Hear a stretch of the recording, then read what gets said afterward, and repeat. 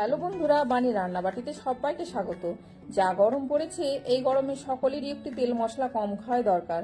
ওই জন্য আজকে নিয়ে এসেছি সম্পূর্ণ তেল ছাড়া চিকেন রেসিপি।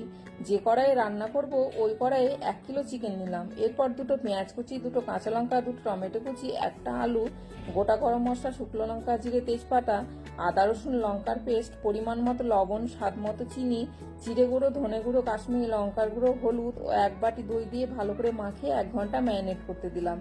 1 ঘন্টা পর উনুনে বসিয়ে মিডিয়াম টু লো ফ্লেমে ঢাকা দিয়ে মাংসটাকে ভালো মতো কষতে হবে। এর মাঝে আমি 3টে রসুন অ্যাড করে আবার একটু ভালো মতো কষে নিলাম। 1 ফোঁটাও তেল দিইনি, অথচ কতটা তেল বেরিয়ে এসছে দেখো। এরপর গরম জল দিয়ে স্বাদ মতো লবণ দিয়ে ঢাকা দিয়ে মাংসটাকে ভালো মতো সেদ্ধ করে নিলাম। ঢাকা খুলে গরম মশলা গুঁড়ো ও ধনেপাতা কুচি ছড়িয়ে দিলে রেডি আমাদের তেল ছাড়া চিকেন। চলো, সবাইকে টাটা।